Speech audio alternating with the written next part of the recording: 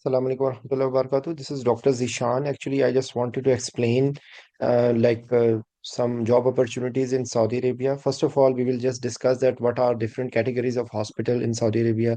The best hospital and the highly ranked hospital in Saudi Arabia. The highest ranked hospital in Saudi Arabia is King Faisal Specialist Hospital and Research Center. Their branches are in Riyadh, Jeddah, Medina. Okay. Their credentialing is the highest at the highest level, and actually they only take either Saudis who are trained in Canadian with the Canadian fellowships and North American fellowships, or they take the people who are consultant in UK, Ireland, Canada, America, and they have experience as consultant. Not only the eligibility of consultant, they have experience of around 3 years as a consultant. So that's the highest rank. Pakistani people who have done FCPS, actually they are being taken as assistant consultant in like there is we are well reputed in those hospitals, but usually there is no hope for MCPS or DA or MS. Nobody knows about it. Okay, so because these are the hospital, I will later on that there is one classification in the Saudi Commission, and one is the hospital credentialing. So actually, they don't follow hospital.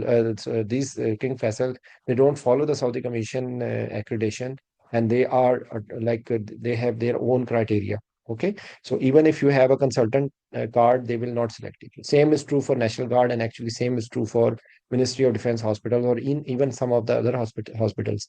So you have to understand this thing. The second number is National Guards. National Guards is actually before it was has hospital, but now it's a ministry. So usually their hospital name is King Abdul Aziz Medical City. I think there is some other names in some hospitals in somewhere because they have in Riyadh, Jeddah, Dammam, Al Hassa, they Medina. They have in a number of cities these National Guards. So actually, unfortunately, our degree has no not good reputed in National Guards, and they are taking it as the lowest rank, which is a staff physician. Okay, hardly as an exception, there are few people who are taken as assistant consultant. Okay, so and the associate consultant and consultant is not there for FCPS. In King Faisal, the usually the what we are being selected is assistant consultant. So you can say in different hospital, assistant consultants have different name. Some of them they call as the registrar, okay, and associate consultant they called it as a senior registrar, okay, and consultant is consultant. Resident and in King Faisal, sorry, in National Guards, exclusively this position, which has better salary than a resident but less salary than assistant consultant, and actually you can say they are a little recognized resident, so they have a work like a resident, they are working under the consultant cover. Okay, so this is the some of the so ministry after that, after the National Guards actually they take as a staff physician, and hardly sometime they take it they promote after a few years, or as a very exceptional case in periphery in some specialties, maybe you get a chance to become assistant consultant, but usually unfortunately they are take FCPS and forget about MCPS, DA, MS, anyone with any experience, so they may be selected as a staff physician. Okay, so then there comes the Ministry of Defense hospital. So actually Ministry of Defense hospital, they are having like different names. Usually they are made with the name of military hospital, or in some hospital like in Riyadh, its name is Prince Sultan Military Medical City. So they also have a credentialing which is high ranked, but sometimes they take FCPS as a consultant as well. Okay. Otherwise, if the they but they that will be an exception, because only the people who have some relevant experience as a consultant somewhere, maybe they will be considered. But usually they usually takes registrar or senior registrar, or you can, what the other name of registrar is assistant consultant. The other name of senior registrar is associate consultant. Okay, so actually same is true for university hospitals and Ministry of Interior hospitals, but actually because the things have so much squeezed that if you talk about anesthesia, maybe you have still have some chance, but other specialties like medicine, surgery, unfortunately there are curtains. The specialties in which there is 24/7 coverage required, maybe you get a chance. But in the other specialties, the 24/7 coverage requirement is in anesthesia, ICU, or emergencies. So maybe you are able to get a chance. But other specialties who are now total saturated, they unfortunately you will never get a chance in quality hospitals. Okay. So actually, the same story which I have told you, again, I will write here is one is category is resident, then registrar, then senior registrar, and then consultant. Okay. Registrar is called sometimes as assistant consultant, and this is as associate consultant. Okay. And resident, I have told you that in National Guard, they don't have actually the residents, their residents are there, but usually the lowest rank which they take is a staff physician. Okay, residents is the training, the people who are in training program. They take it, they are the residents over there. So other hospitals are university hospitals. They are under Ministry of Education. And there are King Saud Medical City, King Saud University Hospital, under which there is King Khalid University Hospital, the King Abdulaziz University Hospital, and there is one dental university hospital. So they are under Ministry of Education. There is almost the same criteria as if as which is there in Ministry of Defense. Then there are hospitals of Ministry of Interior. There are few of them. They are in Riyadh, I think the Riyadh, Jeddah, Makkah. There is also Security Forces Hospital. Then there are autonomous MOH hospital. The example will be King Abdullah Medical City in Makkah, King Fahd Medical City, King Saud Medical City, which is named as Shamesi Hospital. And there are so many hospitals like that. They are like you can say one, two, three, four, five, and six number. Or like you can say they are some in some times some of the autonomous hospitals are actually higher ranked than even Ministry of Defense hospitals. So autonomous MOH hospitals are another category. Okay. After that, there is almost the same requirements or like you can say their requirement and eligibility, their credentialing is almost the same. So usually you can say that FCPS, if you summarize, in Ministry of Defense hospital, very rarely. Ministry of Education hospital, yes. In anesthesia, there are chances. There are chances of in autonomous MOH hospitals and interior as well. But you can say there are very less chances, but there is chance. Defense, education, security forces, and autonomous MOH hospital. But not at all possible in National Guard or King Faisal. Okay. Then comes the MOH periphery hospitals, private hospitals, and small clinics. So their story is totally different. In Ministry of Health, usually they follow the classification. If you have a classification, if there is a position, they make sure that there is no Saudi available for that position, and then they take. So still you still will have a chance, but the problem will be that there will be no proper schools, no proper social life. So actually, because if you think Riyadh, Jeddah, Dammam, these are the three major cities. Dammam, Khobar, and Dahran, they are actually triplet cities. They are actually one and the same.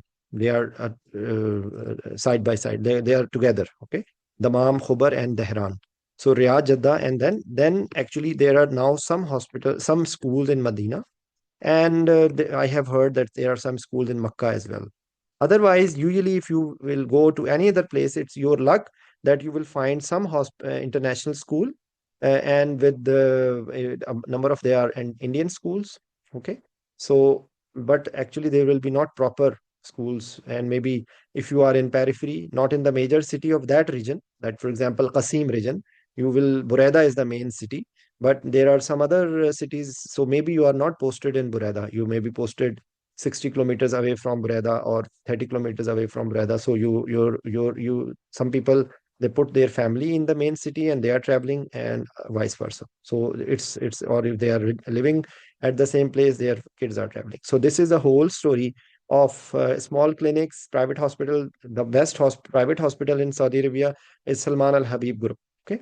So that is JCI certified. There are some other Saudi German hospital and Dalla Hospital, Hamadi Hospital. They have a lot of branch. There is Abir Group. So there are some of the groups which are relatively bigger. Otherwise, there are so many small hospitals. So they come at the last because their routine is quite tough. They have a number of time they have split duties, 4 hour in the morning, 4 hour in the evening, or they have start in morning, evening, night shifts, and they don't have Saturday off. So they have 6 days working. And their their facilities and the lot of things which are there in the private hospital, which you should be knowing that in private hospital you have to pay the family tax, which is around 400 Saudi Riyal per family member other than yourself. So you have, if you have two kids, you have to pay 1200 Saudi Riyal per month, and this has to be paid for the year at the start of the year. So you have to pay for the whole year. So this is a big investment you need to do. If you are getting the same salary in a private hospital, even if you are getting 2 or 3 thousand less salary, that is better option, government hospitals. So that is the whole. And then if you will apply, first step for the job search, you have to do the data flow first. Data flow verification. You usually you have to put FCPS or MCPS, whatever qualification you have, and then the MBBS, okay, and then the PMDC. Okay, if you have any qualification, any postgraduate qualification, it should be entered in PMDC. It should be written in it, and then the last experience. Okay, the last experience, the current experience or the last experience. You need to do this data flow for 4 things, and usually even our College of Physician Surgeon they ask for verification fees. So you should be aware that you need to pay the Saudi CPSP fees. And then data flow result will come. Then you will apply in Mumaris Plus. The Mumaris Plus is the Saudi Commission website where you apply for classification. Then they will give you an eligibility number. If you are for consultant, there is an interview. If you are going, if they are, you are for resident or registrar or senior registrar, then you have to appear in the exam. Okay, that is prometric exam. A number of questions are being repeated. This is American style prometric questions pool. You can get a lot of pools. And usually if you are talking about anesthesia, so Bryne Hall, Lippincott, anesthesia comprehensive review, and just review because it will have all the subspecialties, small part, basic sciences, statistics, trauma, cardiovascular system. So it's a very methodical exam. Okay, it's not difficult, but it's tricky. Okay, so there are 200 questions now, and you have to get around 65% plus for registrar, and if you are for senior registrar, I think it's 73% more.